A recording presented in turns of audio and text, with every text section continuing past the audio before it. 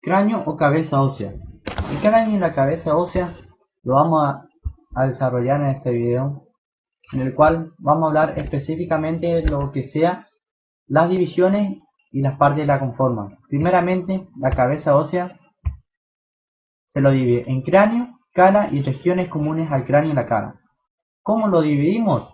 Lo vamos a dividir por una línea horizontal que pasa a 2 traveses de la gleba hasta el borde inferior de la protuberancia occipital externa. Los huesos que la conforman, tenemos los huesos pares y los huesos impares. Los huesos impares tenemos el frontal, tenemos los dos parietales, el occipital también es un hueso impar, el temporal, el efenoide donde podemos observar su ala mayor. Cambiamos la imagen, el etmoide con su lámina perpendicular formando el tabique nasal, su lámina cribosa. También es un hueso impar. El vómer se articula con el efenoide formando un ángulo hacia afuera en donde se va a insertar el cartílago que va a formar la parte de la nariz.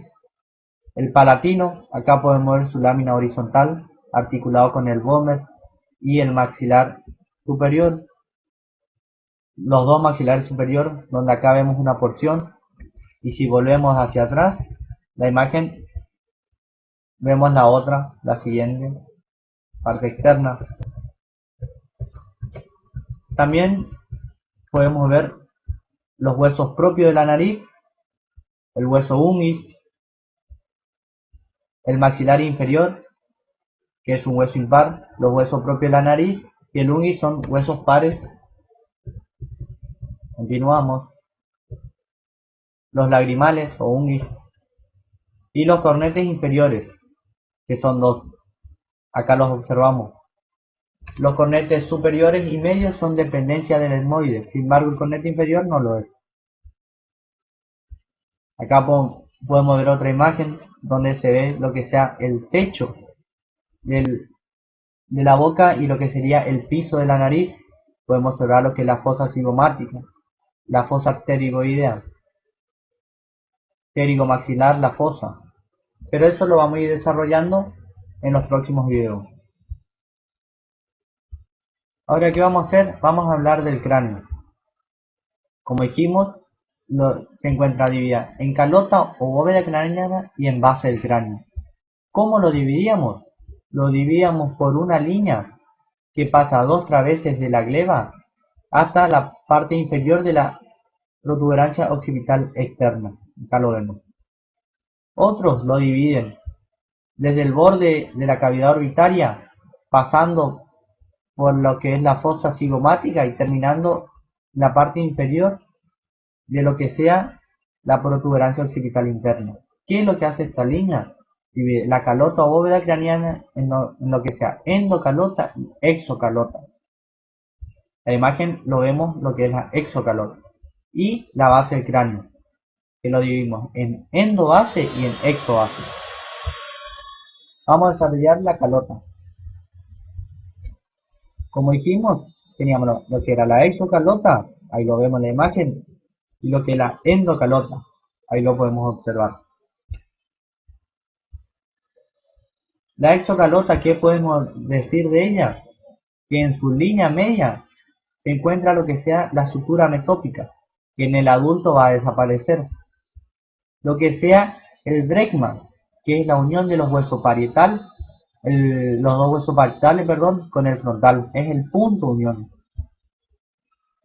La sutura sagital o medio parietal, acá lo vemos una amplia sutura. Lo que sea los agujeros parietales, por donde van a dar paso a la vena emisaria de Santorini. Acá vamos a tener otro punto de unión, que es el lámbar, que va a pertenecer a la unión de ambos huesos parietales con el occipital. Todo esto lo podemos ver en una línea media. Sin embargo, a los lados de la línea media podemos observar lo que es la sutura sagital, la sutura coronal, que va a pertenecer a la unión del hueso frontal con el hueso parietal. Ahí lo observamos. O también se lo puede denominar frontoparietal, lo que va a ser la sutura lamboidea, que va a pertenecer a la unión del hueso occipital con el parietal o occipito-parietal, también la unión.